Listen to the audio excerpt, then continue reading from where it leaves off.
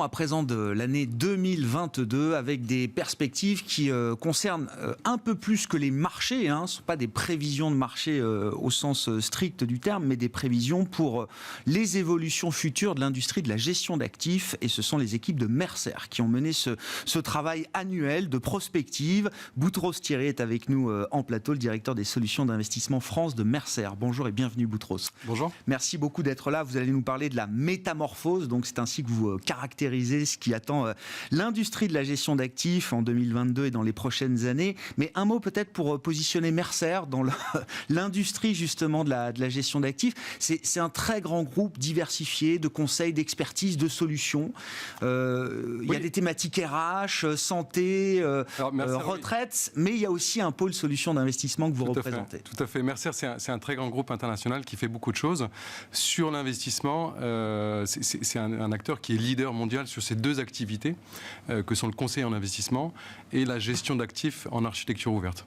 Donc nous avons des agréments de gestion sur les mondes cotés, non cotés, plus de 350 milliards d'euros sous gestion, avec une très forte croissance, 30 à 40 milliards d'euros par an, ce qui explique, ce qui donne la pertinence du modèle ou à minima le besoin nécessaire de la part des investisseurs. Et ces investisseurs, on les accompagne en architecture ouverte, en sélectionnant les meilleurs gérants d'actifs sur chacun des segments, que ce soit dans le monde et aussi en France, sur différents types de clients institutionnels ou plutôt retail, avec notamment de l'épargne retraite, qui a bien besoin aussi d'architecture ouverte aussi en France. Voilà. C'est ça, mais architecture ouverte, ça veut dire vous travaillez potentiellement avec tout le monde, ou en tout cas, vous, sur la base de ce qui existe, vous sélectionnez les meilleures stratégies et les meilleures équipes de gestion, c'est ça, pour construire des solutions pour le compte de vos clients. Pour construire des solutions, exactement, une couverture qui est très, très importante, aussi bien au niveau régional qu'au niveau des classes d'actifs. On est théoriquement capable d'accéder à tous les segments du marché, cotés et non cotés, de manière indépendante. C'est peut-être ce mot que je retiens, l'indépendance, dans le sens où on peut travailler avec tous les types de gérants, si tant est qu'ils apportent de la valeur à leurs clients, à nos clients. D'où l'intérêt de ce travail prospectif, alors que vous menez chaque année, évidemment, qui porte bien sûr sur 2022, mais je le disais, c'est pas, ça va au-delà d'un travail de prévisionniste économique ou de marché. Non, l'idée, c'est vraiment de comprendre comment vos clients dans l'industrie de la gestion d'actifs vont évoluer, quels sont les défis auxquels ils vont faire face, et c'est un travail même stratégique pour vous chez Mercer. Oui, tout à fait. Alors, on fait ce travail de prospective, on est en fin d'année, bientôt les fêtes de fin d'année, le début de l'année 2022. Donc on fait bien entendu ce travail sur les décisions des banques centrales, l'inflation, la croissance. Mais en plus, de par notre approche qui est, je dirais, ouverte à 360 degrés sur l'industrie, on a ce travail de prospective sur les thématiques de long terme. Et là, on a toutes les ressources de la société, 250 analystes par classe d'actifs, plus de 2000 spécialistes d'investissement locaux, dont la France. Nos équipes ici participent à ça. Des travaux de recherche académique avec le Forum économique mondial, des échanges avec les gestionnaires qui aboutissent à une analyse des tendances, une analyse des besoins d'investissement pour donner ces perspectives, alors pour 2022, mais aussi à plus long terme, et comme une boussole pour les marchés, pour les investisseurs, et un travail aussi interne, en effet. C'est un plan de route, finalement, pour nos équipes. C'est votre feuille de route à vous. Exactement. Derrière. On va réorienter les ressources l'année prochaine, on va développer des solutions sur les thématiques qui nous semblent importantes, et c'est un travail de 6 mois. On a aujourd'hui des thèmes, mais on n'a pas les clés sur tous ces thèmes-là. On va travailler pendant les 6 prochains mois sur ces thèmes-là. Donc un travail lourd, stratégique, qui aboutit donc à ce titre, la métamorphose. On va détailler les grands axes prospectifs effectivement sur lesquels vous travaillez aujourd'hui chez Mercer, mais derrière ce terme métamorphose, qu'est-ce que vous avez voulu dire? Alors la métamorphose, il y a plusieurs symboliques. En tout cas, ce qu'on résume ici, c'est une mutation profonde des marchés, alors financiers, on en a parlé avec votre interlocuteur auparavant, mais il y a aussi une mutation profonde de la gestion d'actifs, l'industrie, et la mutation nécessaire chez les investisseurs pour s'adapter à ces changements profonds. Donc on l'a résumé sous le thème de la métamorphose, et il y a beaucoup de mutations intéressantes sur l'année prochaine et puis les prochaines années. Je vais chercher une définition simple de la métamorphose, qui est un terme physique, changement de forme, de nature ou de structure tel que l'objet n'est plus reconnaissable. Voilà.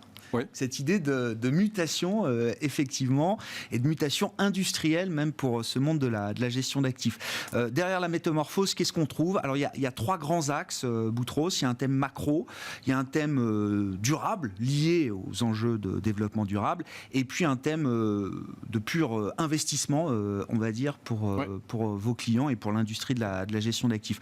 Qu'est-ce qui mérite d'être souligné là et d'être porté à notre connaissance dans ce travail? Alors, comme je le disais, c'est des thèmes importants. Il y a des sous-thèmes qui sont très riches pour chacun. Pour les résumer, donc on a trois thèmes, trois grands axes qui font qui donnent la direction pour notre réflexion l'année prochaine. Le premier axe, on l'a appelé qui prendra les rênes sur les marchés. Un thème très très très large qui fait écho à plusieurs mutations justement sur les marchés. On voit l'importance des banques centrales. On l'a rappelé là il y a quelques temps et puis c'est commenté tous les jours sur les marchés. On sort de 10 ans où les banques centrales ont non seulement baissé leurs taux, injecté énormément de liquidités, et là on est peut-être pas forcément à la fin d'une histoire, mais en tout cas avec des marges de manœuvre qui sont beaucoup plus faibles chez les banques centrales.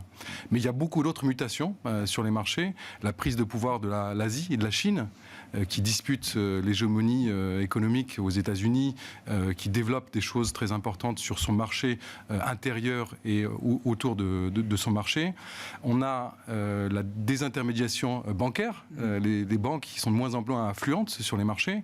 On a la finance collaborative, qui est une autre part de mutation de la finance, qui est très intéressante, à la fois sur des interactions entre les entreprises, les institutionnels, les gestionnaires d'actifs qui créent de nouvelles choses, notamment dans le développement durable, mais aussi de la finance collaborative dans des partenariats entre les États et les marchés privés, qui jouent aussi, qui participent à une joute géopolitique. Quand on voit la Chine qui crée la route de la soie et aujourd'hui l'Europe qui crée le Global Gateway, le portail mondial, c'est pour offrir une réponse à la Chine sur la chaîne logistique et les transferts économiques au niveau mondial. Mis en perspective de cette façon, alors c'est intéressant parce qu'effectivement, les banques centrales arrivent toujours très haut, j'allais dire, dans les réflexions qu'on peut avoir sur la macroéconomie, mais mis en perspective de cette manière, en fait, on voit bien qu'il y a des tendances beaucoup plus lourdes, peut-être encore, qui sont en train de se mettre en place. Il faut les comprendre, il faut les prendre en compte aussi dans les portefeuilles. On peut, entre guillemets, jouer sur ces thèmes pour ou contre la Banque centrale.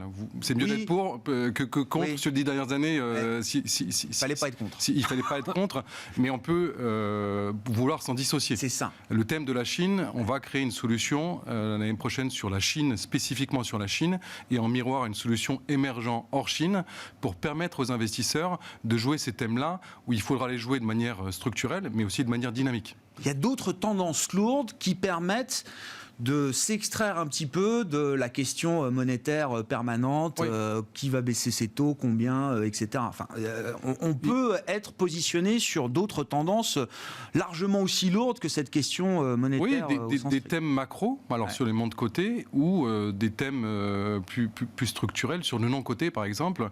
Ça permet d'être un peu plus indépendant, je dirais, des banques centrales.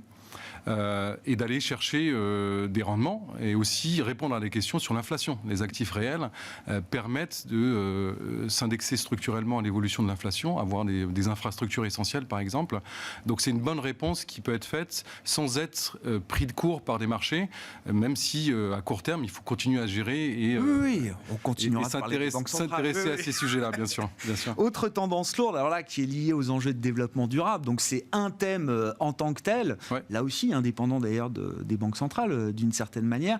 Et donc là, le sujet pour vous, c'est se positionner pour voir les transitions. C'est comme ça que vous le présentez. Oui, alors on l'a mis au pluriel. On n'apprendra rien à personne en parlant du climat. C'était déjà une thématique les dernières années. On a mis au pluriel parce qu'en fait, on voit qu'il y a une évolution aussi sur différentes thématiques de transition. Le climat est un sujet, bien entendu, encore d'actualité. Un sujet qui émerge aujourd'hui, c'est les ressources naturelles, qui est très important et qui le sera dans les prochaines années. On en est aujourd'hui sur les ressources naturelles, là où on était il y a 10 ans sur le climat. Pour donner un ordre d'idée. Et bien entendu, le climat, la partie n'est pas gagnée, il reste beaucoup de choses à faire. Mais il y a une courbe d'apprentissage nécessaire. Les marchés s'organisent pour aussi comprendre cette thématique-là, qui se ramifie elle-même dans beaucoup de différents thèmes. Et donc nous, on travaille sur cette thématique-là, des ressources naturelles et d'autres transitions, de la logistique et autres. Donc on a de la recherche. On a des solutions qui sont mises en place. Les ressources naturelles, ça fait une vingtaine d'années qu'on investit dessus. Il y a beaucoup d'investissements en non-coté. Ça peut être de l'agriculture durable, ça peut être des solutions de traitement de l'eau, des investissements dans les forêts. Et on accompagne aussi le marché pour qui se structure lui-même. Ouais. Donc nous, on analyse le marché et les investisseurs vont aussi se structurer sur ces thématiques-là. Mais le message, c'est quand même effectivement, on a passé 10 ans sur le climat et la notion de carbone, qui est présente partout aujourd'hui dans l'analyse financière, extra-financière. Ouais. C'est juste le début, quoi. C'est juste le début, mais on arrive, je dirais, lancé, pour être optimiste. On parle beaucoup de réglementation, qui est nécessaire parce que quand on parle de développement durable, il y a aussi beaucoup de greenwashing. Parfois, on a reproché le fait qu'il n'y avait pas de règles, pas de normes pour pouvoir trouver son chemin finalement dans ces marchés-là. On voit que sur les ressources naturelles, la réglementation va beaucoup plus vite, entre guillemets parfois peut-être trop vite, mais c'est une bonne chose. En France, l'article 29, qui est un peu le pendant de l'article 173 sur la transition énergétique, demande dès aujourd'hui aux investisseurs de prendre en compte les ressources naturelles. C'est ça. Alors, bien entendu, ça peut paraître un peu... Il faut mesurer son empreinte biodiversité. Exactement. Exactement, biodiversité. Et ils le font avec une courbe d'apprentissage en termes de réglementation sur du comply or explain. Conformez-vous ou à minima expliquer, de sorte que les acteurs ne soient pas pris de court par rapport aussi à un manque de données et à une recherche qui est encore en construction. Quand on a esquissé ces points, Boutros, comment est-ce qu'on va investir demain? Mais de quelle manière? Quelle va être la méthode à suivre quand on est investisseur pour être justement en adéquation avec ces enjeux? Alors il faut beaucoup d'agilité. Beaucoup de recherche, parce qu'on parle de thématiques, bien entendu, tout le monde parle de climat, de ressources naturelles et d'autres thématiques, mais il faut les comprendre dans le détail. Il faut des solutions par rapport à ça. La gestion passive permet de décarboner un portefeuille, on exclut des secteurs et on est sur une empreinte carbone plus faible, mais on peut aussi trouver des solutions dans la gestion active, voire dans le non-coté, qui permettent de baisser l'utilisation d'énergie ou de trouver d'autres modes de fonctionnement. Donc comment on fait quand on est investisseur? Il faut comprendre les thématiques, mais vraiment dans le détail, de manière très spécialisée, et ensuite les intégrer dans un portefeuille pour voir qu'est-ce qu'elles apportent sur des critères financiers, mais aussi extra-financiers. Et cette notion d'expertise, Boutros, elle va, alors révolutionner, c'est peut-être un grand mot, mais elle va bouleverser quand même le monde de la gestion d'actifs. Elle a déjà commencé à le faire. C'est déjà en cours. Et c'est une tendance lourde, ça, que vous avez identifiée. C'est une tendance lourde, oui, tout à fait, et qui va se poursuivre. L'industrie de la gestion d'actifs l'a bien compris et se réorganise sur tous les pans d'activité, que ce soit la gestion passive, active, la gestion non cotée.